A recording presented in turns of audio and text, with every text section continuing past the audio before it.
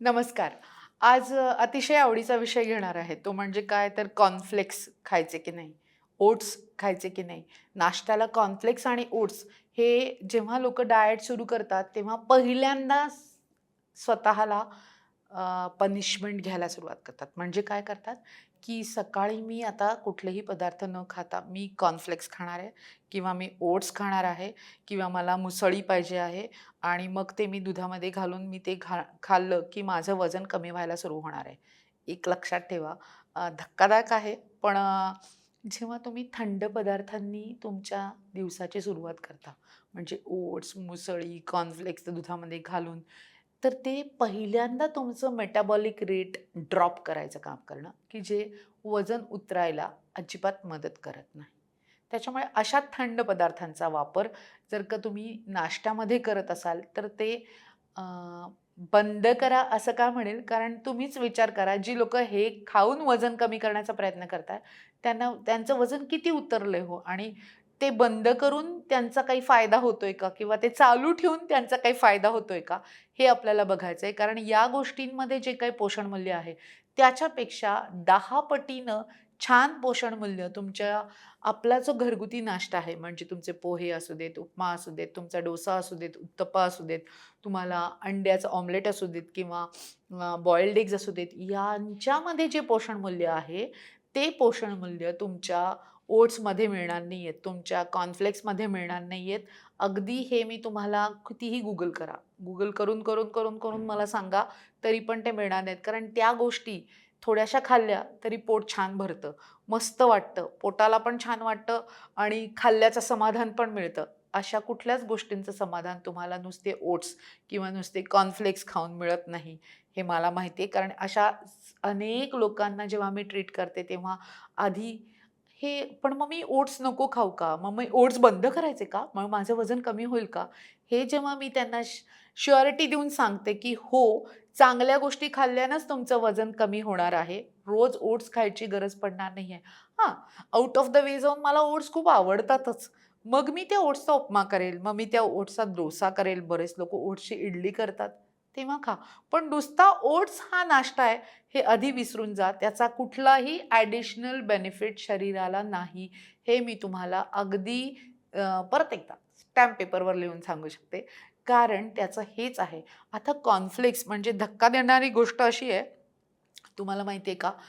Highest glycaemic index असणारा पदार्थ कोणता आहे? तर कॉर्न. हो. तो 80च्या वरती त्याचा ग्लायसेमिक इंडेक्स आहे आणि त्याच्यामुळे तो शुगर खूप फास्ट वाढवतो आणि बरेच लोकांना, डायबिटीज लोकांना फॅट डायटमध्ये कॉर्नफ्लेक्स दिलं जातं खायला.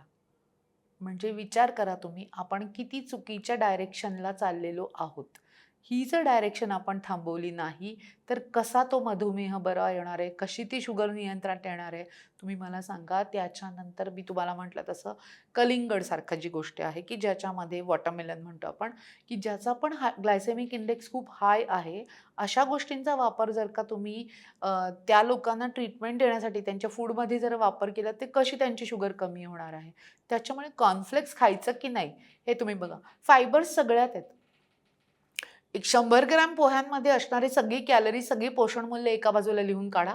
ओट्सच्या उपम्यामध्ये असणारी सगळी पोषण मूल्य एका बाजूला लिहून काढा. तुम्हाला मी लिहून देते, म्हणजे अगदी शपथेवर सांगते, की पोह्यांमध्ये असणारी, उपम्यामध्ये असणारी पोषण मूल्य ही नक्कीच त्याच्यापेक्षा जास्त छान असणार आहेत. पोषण मूल्य म्हणतेय मी, कॅलरीजचं गणित नाहीये इथे. पोषण मूल्य, कॅलरीज तर कमी असतातच, काही प्रश्नच नाहीये त्याच्यामध्ये. पण पोषण मूल्य सुद्धा खूप हाय आहेत. कारण तुम्ही जेव्हा पोहे करता, एक छोटंसं उदाहरण देते हां. जेव्हा तुम्ही पोहे करता तेव्हा तेल असतं, बरोबर आहे. फॅट्स आले त्याच्यामध्ये. जिरं मोहऱ्याची फोडणी येते, म्हणजे मिनरल्स त्याच्यात तुम्ही ॲड करताय. चांगल्या प्रकारचे मिनरल्स मिळतात तुम्हाला. कढीपत्ता येतो, कॅल्शियमचा खूप उत्तम सोर्स आहे तो. त्याच्यानंतर हळद येते, अँटीऑक्सिडंट म्हणून वापरली जाते. हे सगळं कांदा येतो त्याच्यामध्ये, चांगले फायबर्स, चांगले अँटीऑक्सिडंट त्याच्यामध्ये आहेत. तुम्ही कधी-कधी टोमॅटो वापरता. मी तर म्हणते, की पोह्यांमध्ये तुम्ही सगळ्या प्रकारचे प्रयोग करा. तुम्ही कधीतरी त्याच्यामध्ये सोया चंक टाकून बघा, कधी उकडलेलं अंडं टाकून बघा. लहान मुलं जेव्हा खात नाहीत तेव्हा हे असं चांगलं चांगलं पोषण मूल्य ॲड करत तुम्ही जेव्हा पोहे टाकता, पोहे हा चांगला आयर्न रिच सोर्स आहे. त्याच्यामध्ये वरती कोथिंबीर येते, फायबर्स मिळतात आपल्याला, मिनरल्स मिळतात आपल्याला. हे सगळं जर का एका पोह्यामध्ये मिळतंय, एवढं सगळं तुमच्या नुसत्या त्या ओट्समध्ये आहे का हो? जरा शोधून बघा म्हणजे सापडेल तुम्हाला.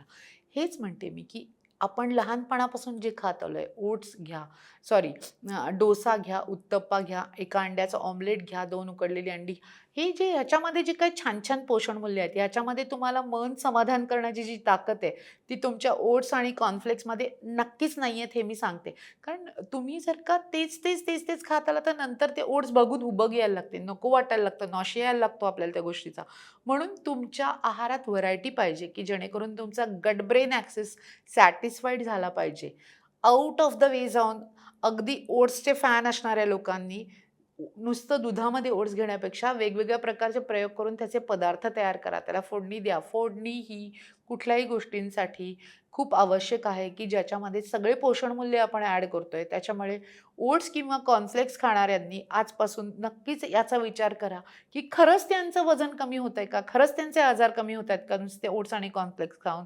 की तुम्हाला अशा प्रकारच्या गोष्टींची पण ट्रायल घ्यायची आहे. नाश्त्याला विविध प्रकारचे आपण जेव्हा पदार्थ करतो, हे स्वतःला तपासून बघा आणि मग ठरवा, की आपल्याला काय फॉलो करायचंय, कसं फॉलो करायचंय.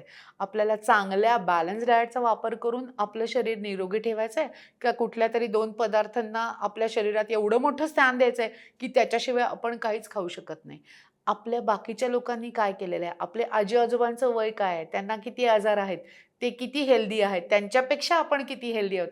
तेव्हा जेव्हा त्याचा विचार कराल, तेव्हा त्यांचं खाणं आणि आपलं खाणं कंपेअर केलं, तर तुम्हाला कळेल, की आपण काय चुका करत होतो.